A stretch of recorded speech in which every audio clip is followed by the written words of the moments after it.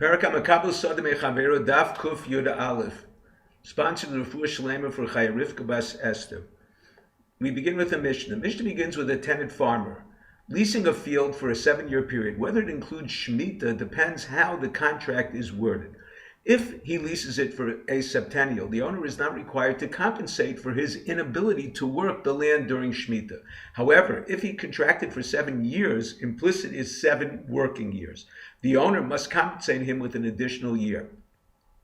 The Torah prohibits an employer to delay payment of wages to a worker. The Mishnah lists the timely payments for various hired workers. Number 1. A schir yom is a worker hired for a day's work. The employer can pay his wage without delaying payment until the morning. Number 2, a schir laila is a night worker.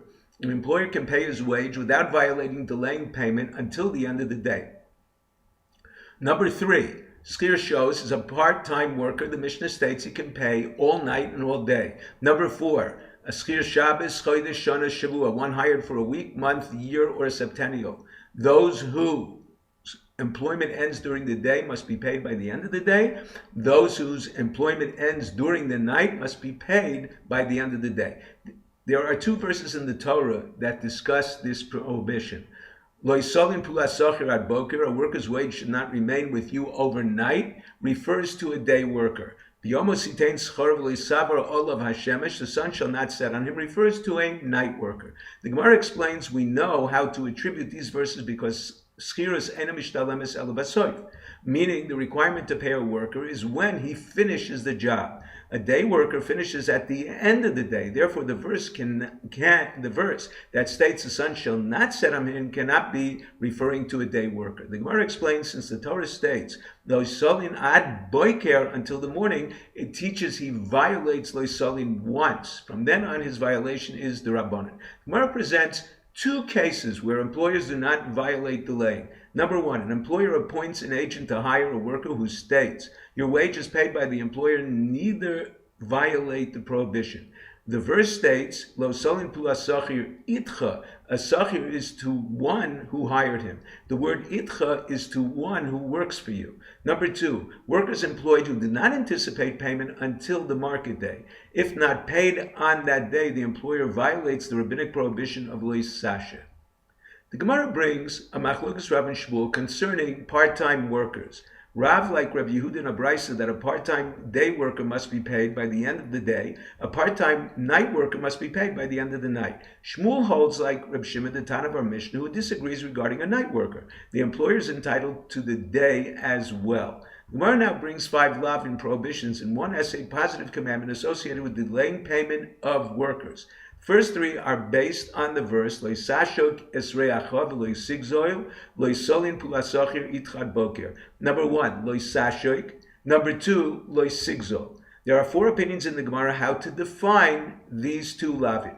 Number 1, Rav Chizda holds Lo yisashok is where the employer tells him to go and come back. Lo yisigzol is where he says, I have the money, but I will not pay you. Number 2, Rav Sheshes holds Lo yisashok is where the employer says, I already paid you. Lo yisigzol is where he says, I have your wages, but I am not going to give it to you. Rav Sheshes holds since a verse in Vayikra, subject being a denial of a claim, mentions both Oshek and Pikadon, Oshek must be also a case of denial. However, Abaya questions this interpretation because Gezel is found in that verse as well. Therefore, Abaya holds Oshek is where the employer claims, I never hired you. Gezel is I already paid you. Both are forms of denial. Rav Sheshes disagrees. The word oy begozel in the present noun form indicates that initially he did not deny the worker's claim, only denied payment. On the other hand, the word o oshak is the past verb indicating he denied from the beginning. 4th interpretation is Rabbah. He holds the Torah mentioned both only to increase his violation to 2 prohibitions. Now we move on to a new Mishnah. The Tan of our Mishnah holds the employer violates the essay b'yomu titain schar and the lav of lo yisolin for a worker, animal, or utensils as long as the worker demanded his wage. If the employer directed him to a storekeeper or money changer who did not pay him on time, the employer is not liable. A worker may swear in court he was not paid his wage, collect as long as he does so while he is entitled to collect, unless witnesses testified he demanded on time, then he may take an oath beyond his time to collect. A ger toshav, a Gentile who is not an idolater, is permitted to live in Eretz Yisrael. He causes his employer to violate the Esei B'Yomos Yitain Scharo, but not the lav of Loisolin. There is another verse that discusses Loisolin. Loisashoik sochir ani ve'evyon me'achecha o me'gercha asher b'artzecha b'sharecha. Tanakam of a brisa brought by the Gemara teaches Achicha excludes a Gentile, Bisharecha includes a ger toshav, Ba'artzecha includes animals and utensils. Although this verse precedes the verse of a night worker, the comparative term sachir appears in the verse Leisolin, discussing a day worker, therefore applying the prohibitions learned regarding a night worker to the day verse as well. Rabbi Yosef Yehuda holds a ger toshav, not paid on time, only causes his employer to violate the Esei B'Yomos Yitain Scharo. Animals and utensils do not fall under any prohibition because the verse states, Ki anihu, he is poor, which cannot apply to animals and utensils. Tanakama learns to prefer payment to a poor worker.